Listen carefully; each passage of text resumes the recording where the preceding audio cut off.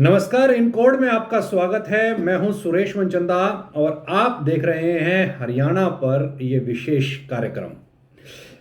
आज मंगलवार, जी हां, आज मंगलवार दिनांक 12 मार्च, हरियाणा की राजनीति के अंदर सुबह सुबह एक भूचाल आ गया।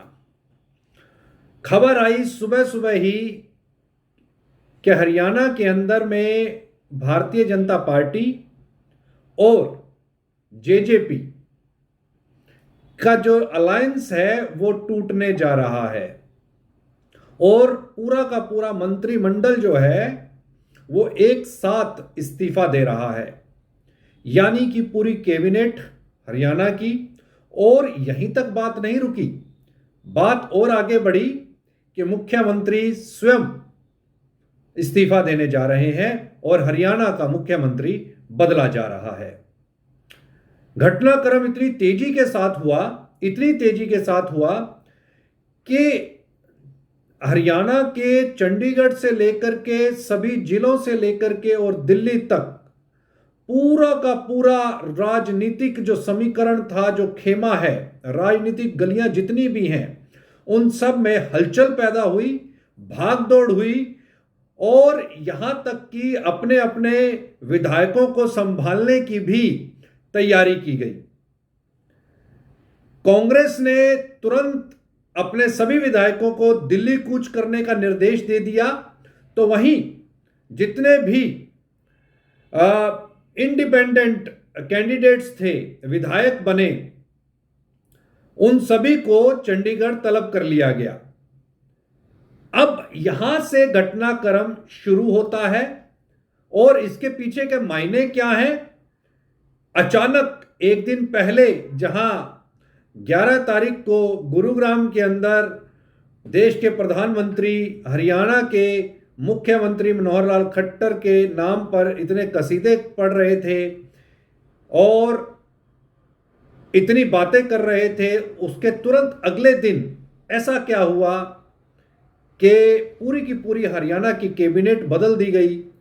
और क्या ये केवल मात्र जेजेपी से पीछा छुड़ाने का एक रास्ता मात्र तलाश किया गया, या फिर इसके पीछे और भी बहुत सारे समीकरण हैं? और ऐन उस वक्त पर जब देश के अंदर में कभी भी अगले 1 से 2 दिन के अंदर कभी भी जो लोकसभा के चुनाव हैं उनकी तिथियां घोषित हो जाएंगी, देश में आचार संहिता लग जाएगी, ऐसे मौके के ऊपर पे लोकसभा चुनाव के ठीक पहले भारतीय जनता पार्टी का ये चौंकाने वाला जो निर्णय है ये सामने आया। यूं तो हमेशा ही चौंकाने वाले फैसले लेने वाली भाजपा, इसने एक नया यहां पर चौंकाने वाला जो काम किया है उससे सभी को हैरत में डाल दिया है। हरियाणा के मुख्यमंत्री मनोहर लाल खट्टर ने अपने पूरे मंत्रिमंडल के साथ मंगलवार को इस्तीफा दे दिया। इस घटनाक्रम के बाद राज्य की राजनीति में भूचाल आया है और साथ ही साथ केंद्र की राजनीति में भी भूचाल आया है। जजपा के 7 विधायक भाजपा और जजपा की जो गांठें खुल गई हैं, उसके बावजूद भाजपा को समर्थन देने की बात कर रहे हैं और उन 7 विधायकों ने भाजपा को समर्थन दे दिया है। अब ये तो बीच में छट कर पिछले 1 साल से लगातार घटनाक्रम सामने आ रहा था कि भारतीय जनता पार्टी और जेजेपी का कभी भी अलायंस जो है वो टूट सकता है। बस सभी को इंतजार था कि वो घड़ी कौन सी होगी। बहुत बार ऐसा समझ में आने लगा था कि अब बस भाजपा और जजपा का जो गठबंधन है वो टूटने जा रहा है, लेकिन जो समर्थन था वो संभलता चला गया और संभलते आज आखिर वो दिन आ गया जहां पर जेजेपी का और भाजपा का जो गठबंधन है वो औपचारिक तौर के ऊपर पे समाप्त हो गया। अब इसके किसको कितने फायदे मिलेंगे, किसको कितने नुकसान होंगे, ये तो खैर आने वाला वक्त भी बताएगा। लेकिन जो इस समय का जो घटनाक्रम है वो क्या कहता है, ये बड़ी सोचने वाली बात है। देश हरियाणा का 25वां मुख्यमंत्री बदल गया, उसका चेहरा बदल गया। अब हरियाणा के जो मुख्यमंत्री बनने जा रहे हैं और जिन्होंने शपथ लेनी है, उनका नाम है नायब सिंह सैनी। नायब सिंह सैनी फिलहाल हरियाणा भाजपा के अध्यक्ष हैं और इन्हें पिछले साल अक्टूबर में ही अध्यक्ष बनाया गया था और अब पूरे विधायक दल ने उन्हें नेता के तौर के ऊपर पे स्वीकार कर लिया है। नाटकीय घटनाक्रम में विधायक दल की बैठक में हरियाणा भाजपा के अध्यक्ष नायब सिंह सैनी को विधायक दल का नेता चुन लिया गया और इस तरह से वो अब 25वें मुख्यमंत्री बन गए हैं। ऐसा करके पार्टी ने ओबीसी कार्ड को यहां पर खेला है। ओबीसी के प्रदेश में 49% मतदाता हैं। बड़ी बात है, 49%। पूरी गेम चेंज यहां पर होती हुई दिखाई दे सकती है। विशेष बात यह है कि मंत्रिमंडल में अनेक नए चेहरे शामिल किए गए हैं। इससे पहले सैनी को भाजपा ने पिछले साल 2023 में अक्टूबर में अचानक ही, वो भी रातों रात फैसला हुआ था और नायब सिंह सैनी जी को भाजपा हरियाणा का अध्यक्ष बना दिया गया था। नायब सिंह सैनी वर्तमान में कुरुक्षेत्र से लोकसभा के सदस्य हैं।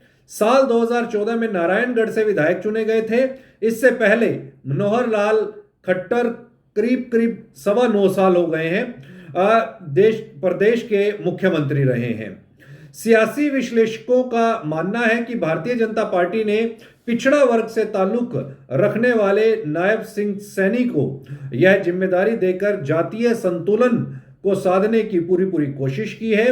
2019 के चुनाव के बाद भाजपा ने जजपा के साथ गठबंधन किया था और उस समय पंजाबी समुदाय से आने वाले मनोहर लाल खट्टर को मुख्यमंत्री तो वहीं अनिल विज को गृह मंत्री बनाया। इसी तरह से अगर जाट समुदाय की बात की जाए तो जाट समुदाय से ताल्लुक रखने वाले दुष्यंत चौटाला को उप मुख्यमंत्री के तौर के ऊपर लिया।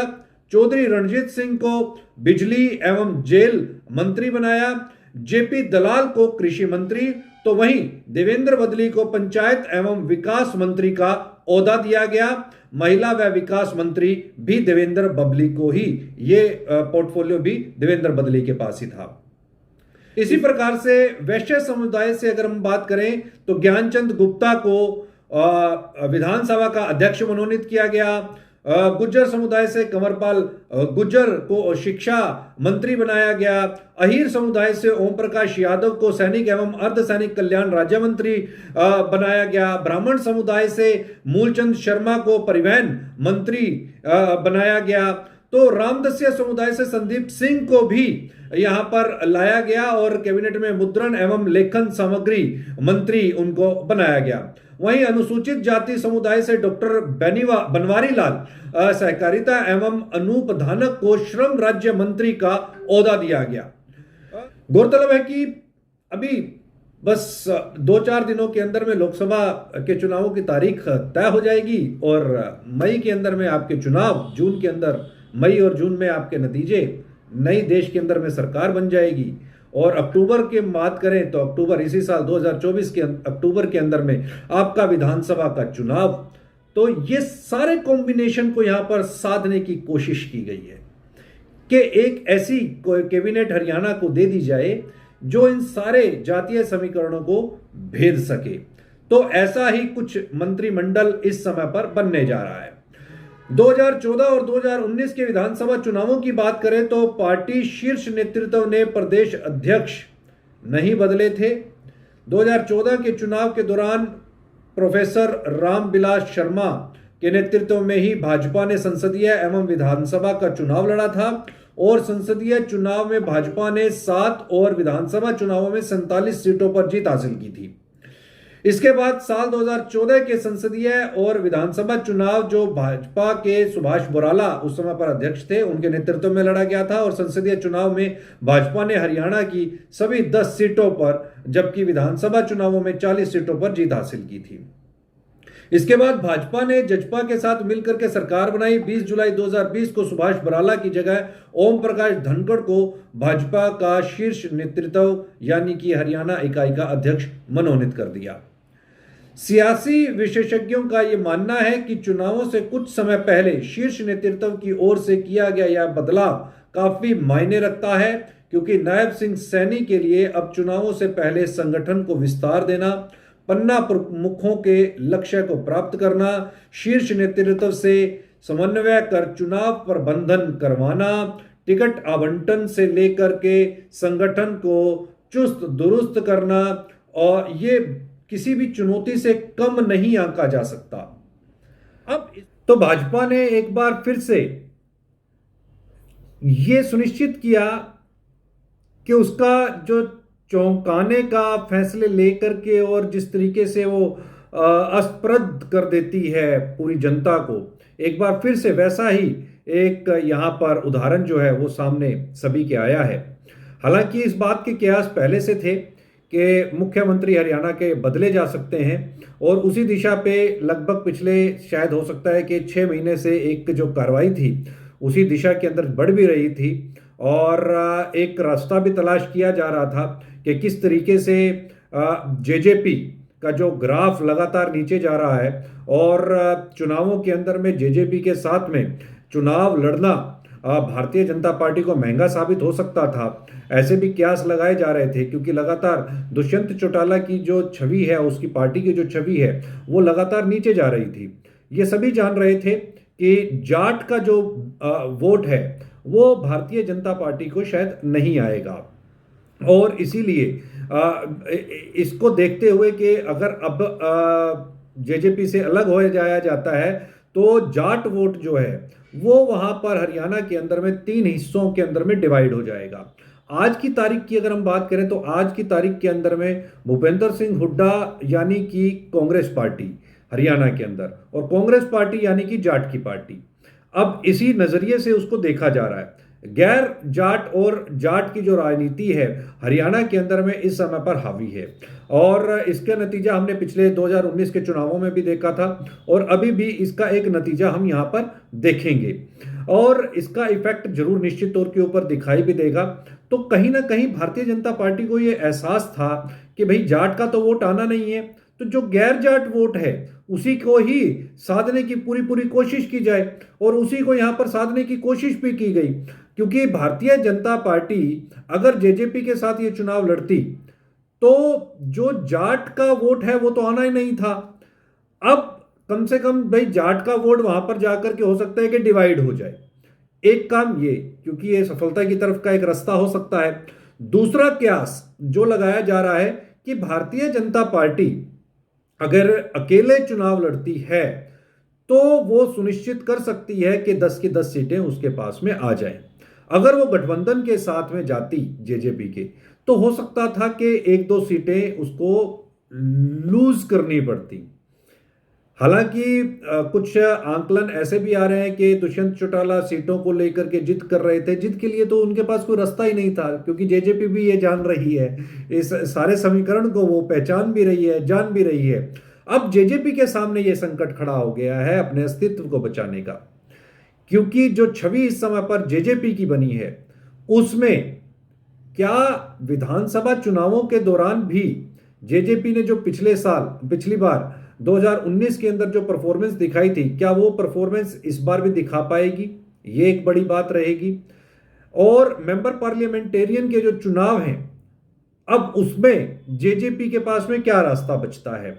क्या जेजेपी यहां जो बीजेपी से झटका उसको मिला है, उसके बाद क्या उसके पास जो रास्ता है वो कांग्रेस की तरफ और आम आदमी पार्टी की तरफ का जाता है?